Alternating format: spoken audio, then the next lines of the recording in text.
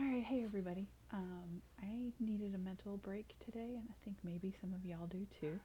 So I thought we would have story time. So this is one of my favorites. It's called Circumference and the Dragon of Pie. It is silly and ridiculous, but I thought it would be fun for all of us for take a break for a minute.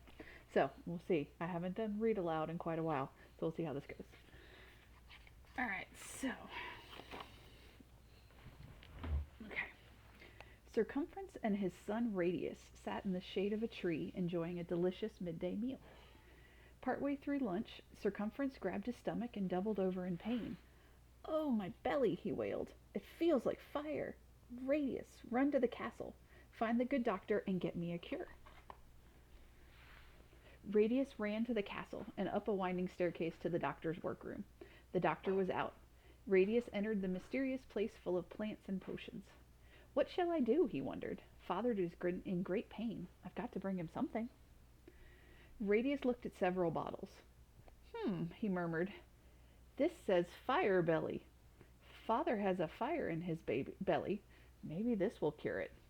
Radius picked up the bottle and hurried back to Circumference. The knight gratefully took the bottle and gulped the liquid down. Kaboom! Circumference disappeared, and a dragon now sat on the grass. "Ah!" screamed Radius. "Where is my father?" "Here," hissed the dragon, flames slithering out of its mouth. "Help me," it pleaded, and belched puffs of smoke into the sky. "I feel beastly."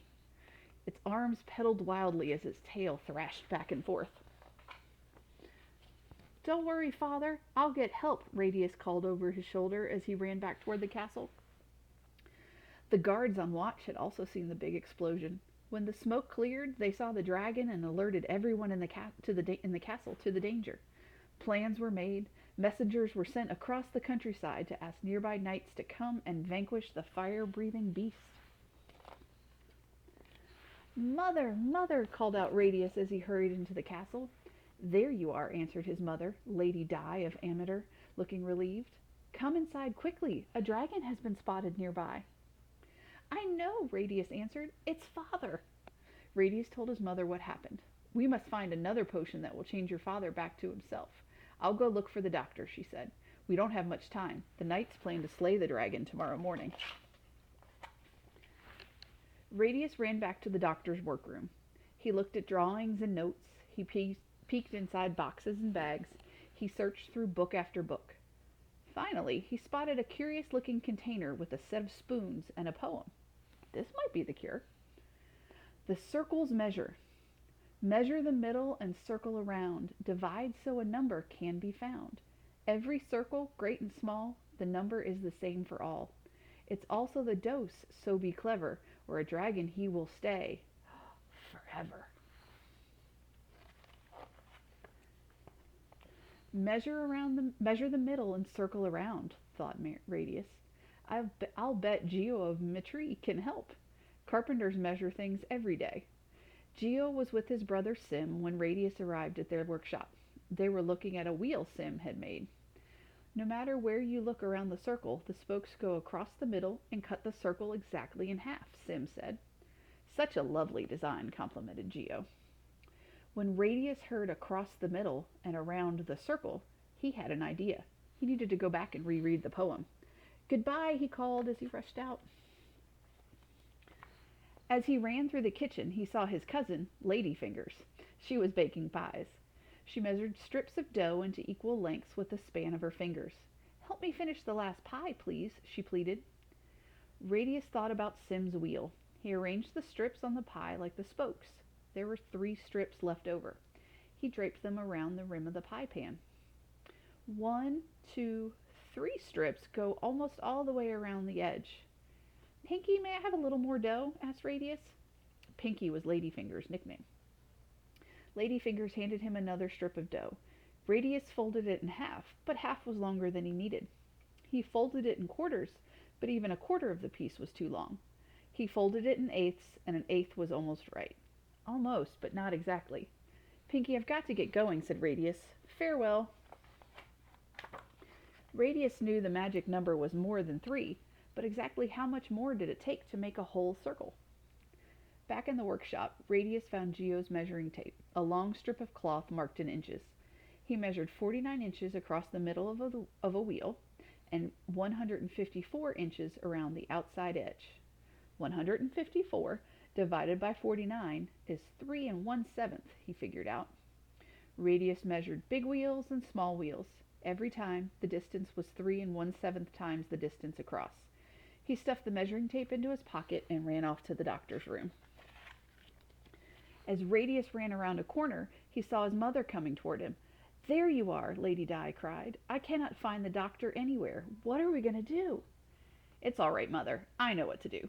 He showed her how he figured out the magic number. He measured an onion slice, a basket, a bowl, and a round cheese. Lady Di drew some diagrams to show the measurements. "This makes sense," she said. "Good work. I'll go and tell your father while you get the medicine. Don't forget we have only until morning."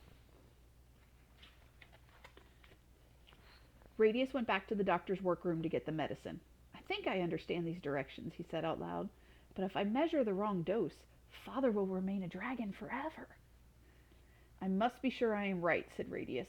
He sat down to reread the poem. As he read, his eyelids slowly closed. Soon he was fast asleep. When Radius awoke, the sun was rising. "Oh no, I must hurry," he said.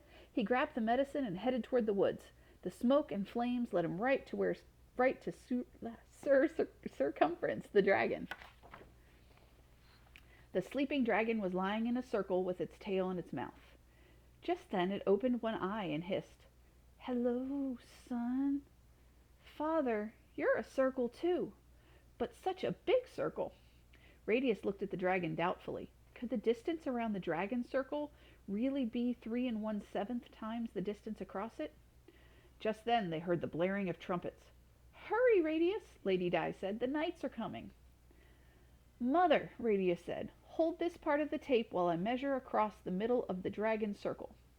Cumference cried out, "Why are you measuring my diameter?" And as he spoke, his fiery breath burned the measuring tape so Radius could barely read the numbers. It looked like 7 feet, but was it? Together, Radius and Lady Di measured 22 feet around the outside of the dragon circle. Cumference whimpered, "Must you measure my circumference now?"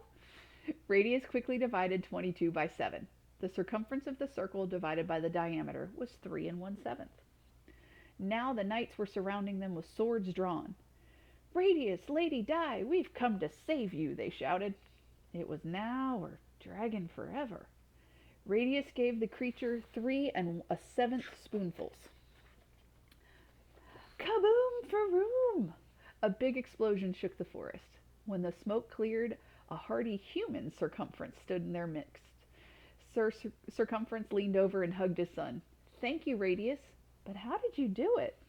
Radius explained about the pie and the measurements. Cumference and the knights listened with amazement. Cheering, they swept Radius up on their shoulders and returned to the castle. "Pies! Let's eat some pies!" shouted Cumference. "Radius saved my life because of a pie." At the celebration, Radius held up a pie and explained what he discovered. "I found out that the outside edge of a circle, called the circumference, is 3 and 1/7 times as long as the diameter, which is the measure across its middle. It's true for any circle." "I say we honor this new discovery," said Cumference. "From now on, pie with an E will be for eating. Pie without an E will be the name of this number for all things round."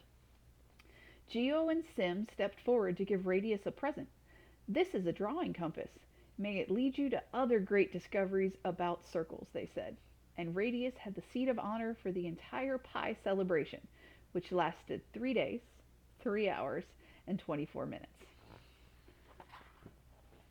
Pi is an interesting number. We often represent it with the 16th letter of the Greek alphabet. It is usually expressed as a decimal number, 3.14159, and so on. The part to the right of the decimal point is about a seventh. Alright, so I know that was silly, but thank you for humoring me. If we get a little crazy, we may do another one. There's another book that comes after this one. So I hope you guys are all doing well. I miss you. I miss your faces. Take care of yourself and be safe. Love y'all. Bye.